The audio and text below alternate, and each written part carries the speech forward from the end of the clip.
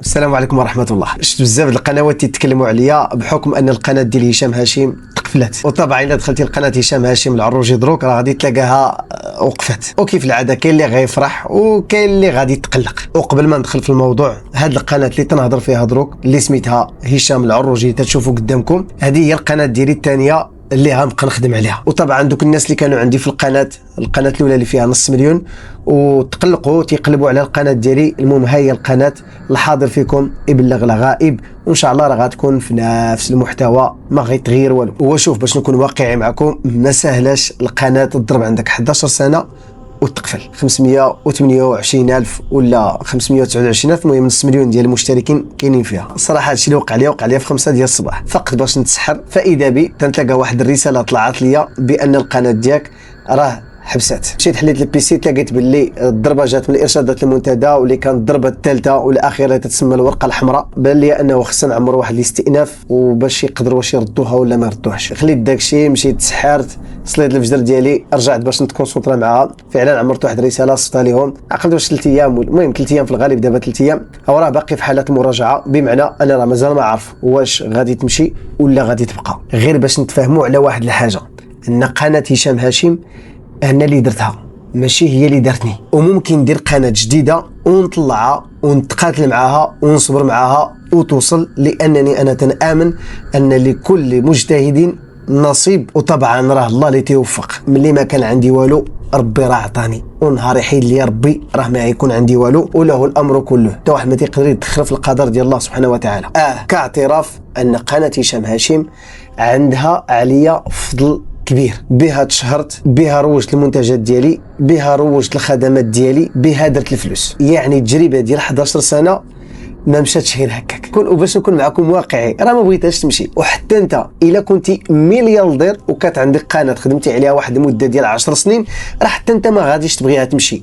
وماشي الغايه الفلوس، بل داك الحب ديالك لديك القناه وديك الاتعاب اللي ضربتي فيها وديك المده اللي بقات معك فيها. بمعنى الحاجه اللي ضربتي فيها تماره ما تقدرش تفرط فيها، القيمه ديالها تتكون طالعه على الفلوس. بمعنى واخا طلب لي فيها 40 مليون 50 مليون وما غاديش نبيعها لك. دابا شنو هو المشكل اللي خلى القناه ديالي تقفل؟ المشكل بخلاصه ان ارشادات المنتدى، وانا على يقين 100% ان هذه المخالفه الثالثه غير ظلموني فيها، ولا غير الذكاء الاصطناعي رشقات ليه وداز عليا، لانه بزاف د المرات يضربني فوليت عندهم انا بحال شي بزناز في الانترنت، يعني بحال شي واحد الا معروف قطاع في شي سيكتور، وقت ما وقعت شي حاجه تيمشيو عنده هو الاول. وهذا الشيء اللي وقع لي حتى انا. ففعلا دوك الفيديوهات القدام كانوا فيهم عنوان شويه ضخمه وكذا، وكان فعلا داكشي تنقول راه صراحه، ولكن خص ما تضخمش على بنات، وهذا الشيء اللي وقع. ولكن هذا الفيديو هذا راه ما هضرتش على شي حاجه، هضرت غير على كيفاش تقاد فيديو بالذكاء الاصطناعي باش دير به حمله اعلانيه، وفعلا داخل انه تيزيد لك في المبيعات وتتبيع. علاش؟ لانك تتقاد واحد الفيديو على واحد المنتج اللي تقدر تبيعه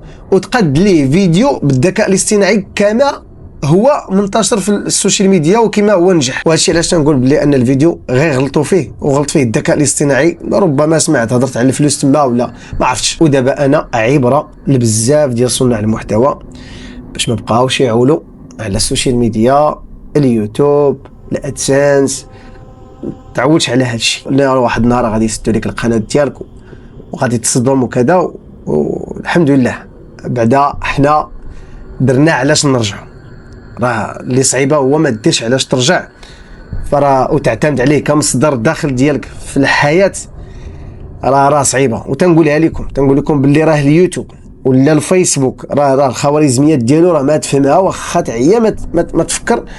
داك الشيء طالع ناس بعض المرات يطفى لك كاع، يقدر توقع شي مشكل، عطا الله المشاكل اللي يقدروا يوقعوا لك في القناه ديالك ويخلوك تتركل بحال فيك الجنون، لان تيكون هذاك هو المصدر ديالك. تنقول الدراري اللي خدامين في الانترنت وتيصوروا الفلوس، شري لك شي عقار، دير لك شي كراج، شري لك شي بارتما، دير شي حاجه، دير شي تجاره، دير لانه الا قاعد تسدات القناه واخا هي فضل ديالها كبير، لانها تجيب لك الترافيك وتدير الاشهارات مع الشركات، وزعما فيها ما يدار، فيها الفلوس. صراحه فيها الفلوس، ولكن ما عادش تقضي. ما مشيت تشري لي انايا فيراري وتشري لي انا رونج روفر وتشري لي انا الحوايج وبقى تخسر الفلوس وبقى تسافر زعما راه بغيت نعيش الحياه وكذا. لا، ما تفكرش بهكا.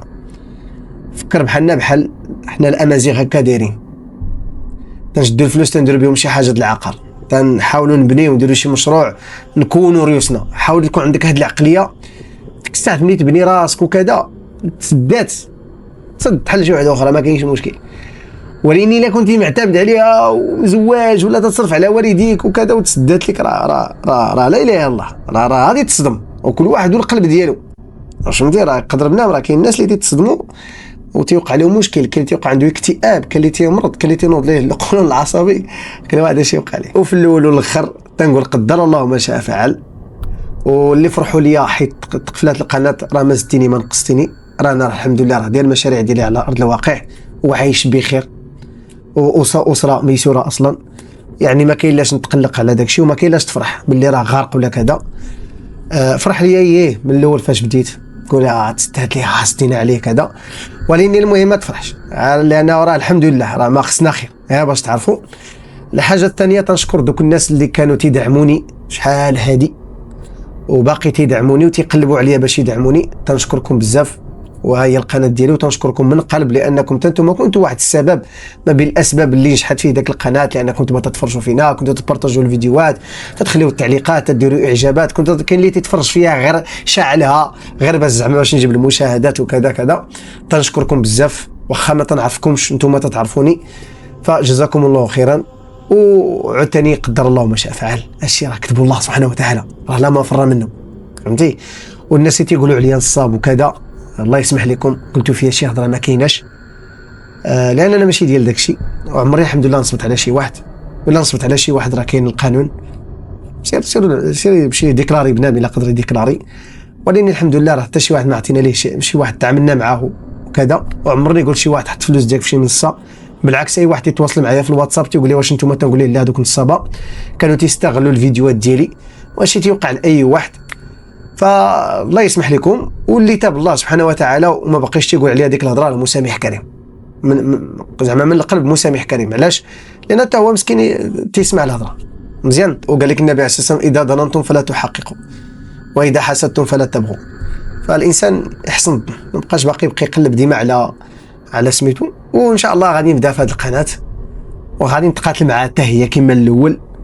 والمسيره ديالي راه ما غاديش توقف هنا، لان هاد صناعه المحتوى عندي انايا ديريك بحال الكرو، وليت نبلي بها، عزيزه عليا، عزيز عليا الاستوديو ديالي، عزيزه عليا الخدمه.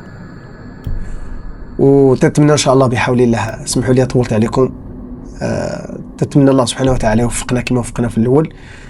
وإلا ما بغى ليش الله الطريقه هذه راه ما عندي ما ندير، راه الله اللي خلقنا، راه ما يمكنش دير شي حاجه ما بغاش الله. والله ملي تيدير شي حاجه راه ما تيديرها الا بغى لك الخير، زعما هذه امن بها بين الله سبحانه وتعالى. ملي تيحيد لك شي حاجه الا وتفتح لك شي حاجه. وحنا الحمد لله من العقيده ديالنا اننا تنحسنوا الظن بالله سبحانه وتعالى، ملي تطلب الله سبحانه وتعالى راه تيستجيب لك. احسن به الظن راه غيستجيب لك، ما كاينش لا هك ولا هك، غير الانسان يكون متقى الله سبحانه وتعالى. واسمحوا لي طولت عليكم، ما سخيتش نهضر معكم، شحال هادي ما تكلمت.